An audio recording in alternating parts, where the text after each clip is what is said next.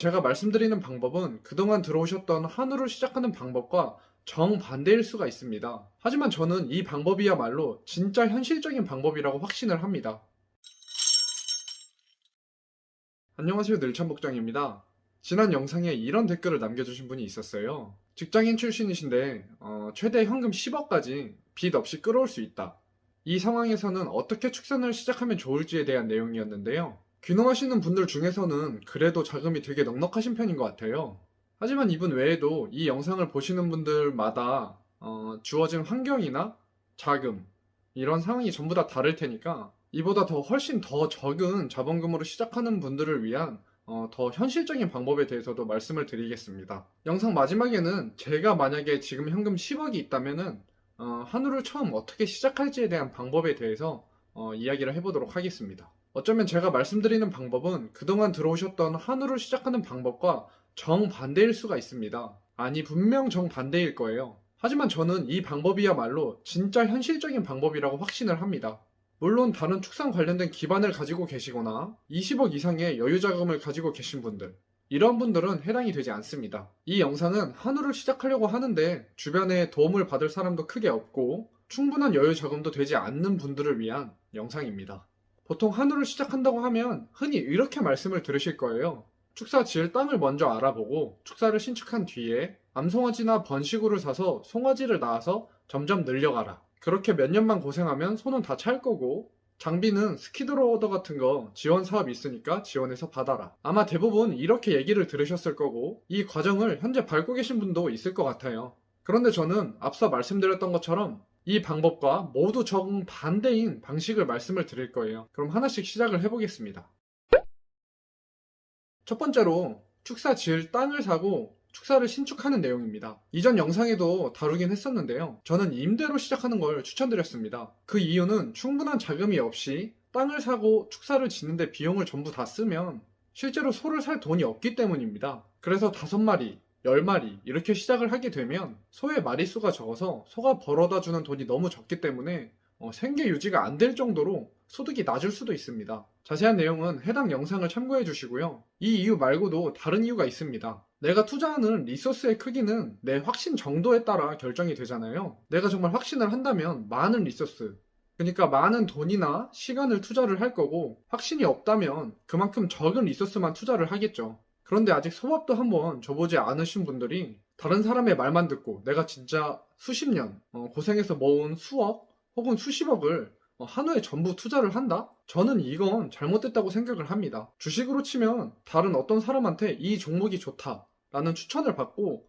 전혀 알아보지 않고 그 종목에 수억, 수십억을 투자하는 거랑 저는 똑같다고 생각을 합니다. 작년도 저희 목장 연 매출이 한 13억 정도 되었었는데요. 요즘 한우 시세가 좋은 것을 감안하더라도 목장의 수익률을 직접 분석해보면 저희 목장 기준으로는 한우는 충분히 투자할 만한 가치가 있다고 생각을 합니다. 그렇기 때문에 만약에 저에게 여유 자금이 10억이 있으면은 그 10억을 전부 다 한우에 투자를 하겠죠. 데이터도 있고 확신도 있으니까요. 그런데 확신도 없는 상태에서 내가 가진 모든 리소스, 전 재산을 투자를 해서 땅을 사고 축사를 짓는다면 어떤 일이 벌어질까요? 이 상황에서는 사기를 당할 수도 있고 조금의 시장 변동이나 위기에도 심리적으로 큰 압박을 받을 수밖에 없습니다. 소의 경우에서는 소값이 떨어지거나 사료값이 오르는 일, 아니면 송아지가 아파서 죽거나 큰 소가 갑자기 죽는 경우, 이러한 것들이 있겠죠. 내가 가진 모든 돈을 전부 올인을 해서 투자를 했는데 이런 일이 발생하면 진짜 엄청난 스트레스나 걱정, 심리적인 압박이 올 수밖에 없습니다. 그렇기 때문에 많은 금액을 투자해서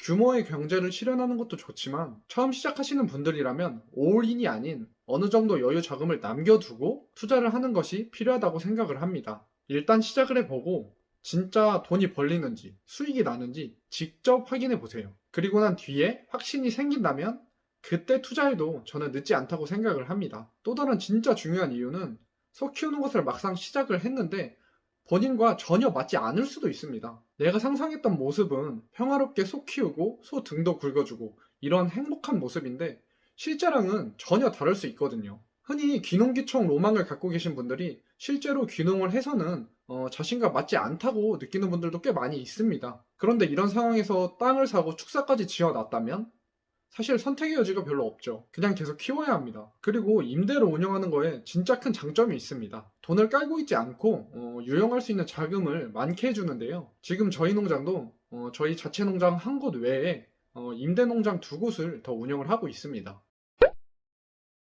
두 번째로 어떤 사육 형태로 시작을 할지에 대한 내용입니다. 한우 농장은 크게 세 가지 형태로 볼 수 있는데요. 번식우, 그러니까 암소를 키워서 송아지를 낳아 그 송아지를 다른 농장에 판매하는 번식 농장, 그리고 그 송아지를 사서 송아지를 키워서 나중에 고기로 파는 비육 농장, 이 두 가지 형태를 합친 번식우를 키워서 송아지를 낳고 그 송아지를 자기가 직접 키워서 나중에 고기소로 파는 일괄 농장이 있습니다. 대부분 한우를 시작한다고 하면 적은 두수로 암송아지나 번식우를 사서 소를 서서히 늘려가라고 말을 합니다. 그러니까 번식 농장을 하라고 추천을 하는 거죠. 그런데 저는 처음 시작은 일단 비육 농장으로 시작을 하라고 말씀을 드리고 싶어요. 그 이유는 일단 첫 번째로 난이도의 차이입니다. 자전거로 치면 비육 농장은 보조바퀴가 2개 달려있는 레발 자전거입니다. 그런데 번식 농장의 난이도는 이 보조바퀴 2개를 뗀 두발 자전거입니다. 소를 처음 키워보시는 분들, 소에게 주사 한번 놔보지 않은 분들에게는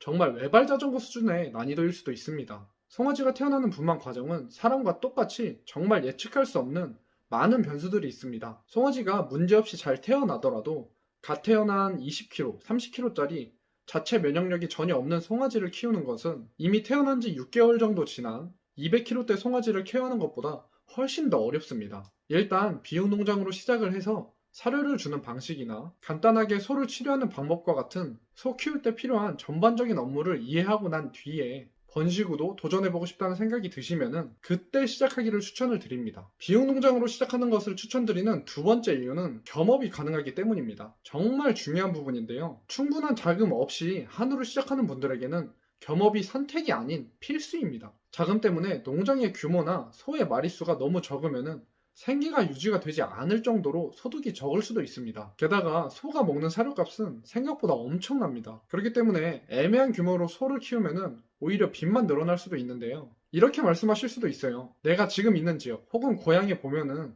정말 작은 소규모 농장도 꽤 많이 있다. 그런데 이런 농장을 실제로 보면은 소만 키우는 게 아니라 벼농사와 같이 다른 농사 아니면 자영업처럼 다른 업과 겸해서 하시는 분들이 대부분입니다. 저희 지역은 보통 벼나 복숭아, 고구마, 부추 이런 농사를 지으시는 분들이 꽤 많이 계시고요. 흔히 소장사라고 하는 소 사고 파는 것을 중개해주는 분들이나 수정사 분들과 같이 축산 관련 업에 종사를 하시면서 소를 키우는 분들도 많이 계십니다. 그런데 이런 분들은 보통 소 키우신 경력이 상당히 다 오래되셨습니다. 그래서 대부분 겸업을 하시면서 번식우 농장을 운영을 해도 크게 문제없이 운영을 잘 하십니다. 그런데 한우를 이제 처음 시작하시는 분들이 번식우를 키우면서 다른 겸업을 하려고 하면 분명히 사고가 날 수밖에 없습니다. 특히 분만 시기는 정확히 예측할 수가 없어서 송아지가 언제 나올지 정확하게 알 수가 없는데요. 이때 송아지가 자궁 속에서 뒤집어져 있는 역산이나 송아지가 양수를 많이 먹은 경우 혹은 송아지가 태막을 뒤집어 쓰고 나와서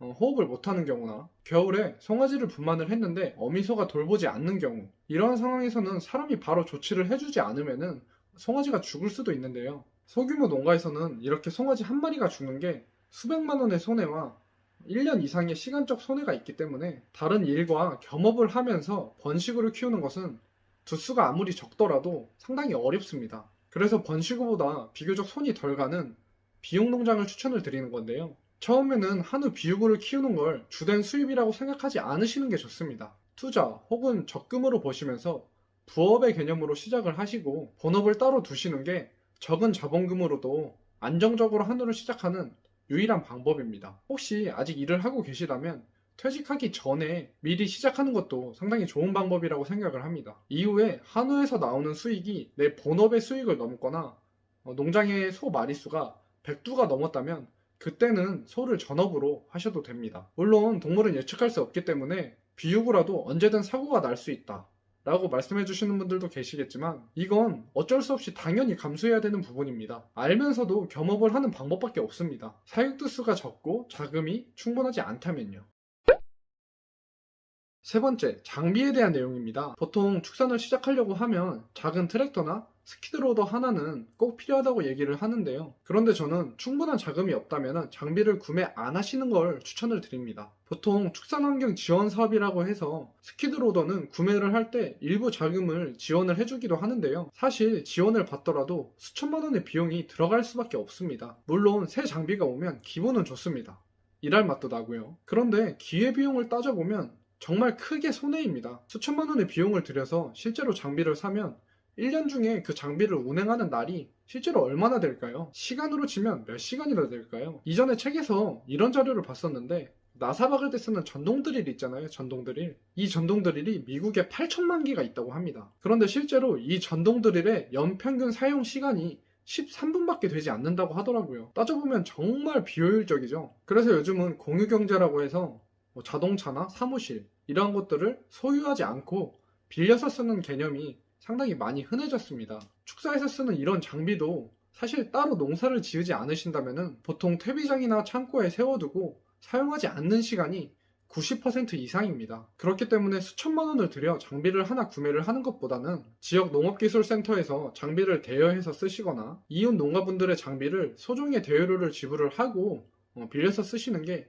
훨씬 더 현명한 방법입니다. 저희 농장도 실제로 이전에 임대로 운영을 했던 농장 한 곳은 장비를 하나도 두지 않았었습니다. 퇴비를 치울 때만 농장에서 가까운 곳에서 장비를 불러가지고 장비대를 따로 주고 작업을 했었습니다. 물론 번거롭긴 합니다. 하지만 여기서 세이브하는 비용을 차라리 소 마리수를 늘리는 데 이용을 하면 훨씬 더 효율적으로 자금을 운용을 하실 수 있습니다. 만약 매번 장비를 빌려서 이용하시는 게 너무 번거롭다. 그리고 농장의 규모도 어느 정도 커졌다 라고 하시면은 중고 장비를 구매하시는 것도 방법입니다. 물론 괜찮은 중고 장비를 잘 고르셔야 하고 수리비와 같이 어느 정도 감안하셔야 할 부분은 있습니다. 그럼 이 내용을 기반으로 만약에 저에게 현금 10억이 있다면은 한우 농장을 처음에 어떻게 시작을 할지에 대한 내용에 대해서 답변을 드리겠습니다. 저는 한우가 처음이라면은 10억이라는 자금을 모두 다 투자를 하지 않고 5억은 남겨두고 5억만 먼저 투자를 해볼 겁니다. 먼저 1억이 안 되는 금액으로 50두에서 100두 정도 들어가는 임대우사를 먼저 알아볼 것 같아요. 그리고 한우 송아지를 마리당 400만원으로 치고 비육시킬 50마리의 송아지를 대략 2억 원의 비용을 들여서 구입을 할 겁니다. 송아지를 비육시켜서 팔 때까지의 사료값과 기타 비용으로 대략 2억 정도의 자금이 더 들겠네요. 그리고 지금 직장을 다니고 있다면은 직장을 그만두지 않고 안정적으로 월급을 받으면서 소를 키울 겁니다. 만약에 지리적인 문제나 회사 정책상 겸업이 어렵다면 다른 직장을 구해서라도 겸업을 할 거고요. 직장을 갖는 게 어렵다면 작은 부업거리라도 찾아서 일을 할 겁니다. 그래서 안정적으로 월급을 받으면서 송아지가 다 클 때까지 2년 정도의 시간을 보내고 소가 다 크면 판매를 하겠죠. 그러고 나면 저는 매출과 들어간 원가를 따져서 수익 분석을 직접 해볼 겁니다. 그리고 결론이 수익이 난다, 투자할 만한 가치가 있다고 하면 처음보다 조금 더 많은 자본금을 투자를 해서 더 많은 송아지를 사서 넣을 겁니다. 결국 이 소까지 모두 판매하고 난 뒤에도 한우가 돈이 되고 소 키우는 일이 나에게 맞다, 한우 산업이 나랑 맞는 것 같다 라고 확신이 들면 그때는 축사를 매매하거나 신축을 하는 걸 고려를 해볼 것 같습니다. 물론 축사의 비용이 투자돼서 임대를 할 때보다 마리수는 조금 더 적어질 수도 있습니다. 이 이후에는 자유입니다. 계속 비육으를 키우셔도 되고 번식우도 해보고 싶다 라고 하면 번식우도 키워보셔도 됩니다. 마지막으로 한우 귀농을 준비하시는 분들께 말씀드리고 싶은 부분이 있는데요. 한우를 시작하려고 하면 분명히 주변에서 부정적으로 얘기하시는 분들이 계실 거예요. 소 키우는 거, 동물 키우는 거 정말 쉽지 않다고요. 그럼 저는 거꾸로 그분들께 여쭤보고 싶어요. 그럼 직장 생활은 쉬운지요? 아니면 폐업률이 80%, 90%라는 자영업은요? 주식이나 부동산 투자는 그럼 쉬울까요? 이렇게 부정적이신 분들은 보통 어떤 일을 시작해서 그 일이 잘 풀리지 않으면 그 업의 시장 상황 탓을 합니다. 그런데 이런 생각을 가지신 분들은 소 키우는 게 아니라 어떤 일을 시작해도 좋은 성과를 내기는 힘들다고 저는 생각을 해요. 내가 부동산이나 주식으로 돈을 잃었다고 해서 부동산, 주식 자체가 잘못된 것은 아닌 것처럼 내가 소를 키우다가 소가 폭락이 와서 돈을 잃었다고 한우라는 산업 자체가 잘못된 것은 아닙니다. 그 안에서 내가 선택했던 결정이나 방법이 잘못됐을 뿐이죠. 지금 한우 사업이 호황인 건 맞습니다. 하지만 불황이 오더라도 거기서 돈을 벌고 살아남는 분들은 분명히 계실 겁니다. 과거에도 그랬고요. 앞으로도 그럴 겁니다. 마치 지금 코로나로 자영업자가 힘들다고 해도 그 안에서 성과를 내고 있는 분들이 있는 것처럼요. 저희는 이런 멋진 분들한테 배우고 조언을 듣고 스스로 경쟁력을 갖춰 나간다면 한우는 충분히 지속 가능한 사업이라고 생각을 합니다. 이 영상이 한우 귀농을 준비하시는 분들에게 많은 도움이 됐으면 좋겠네요. 나중에 성공적으로 귀농을 하시면 맛있는 한우 한번 사주세요. 감사합니다. 오늘도 행복한 하루 보내세요.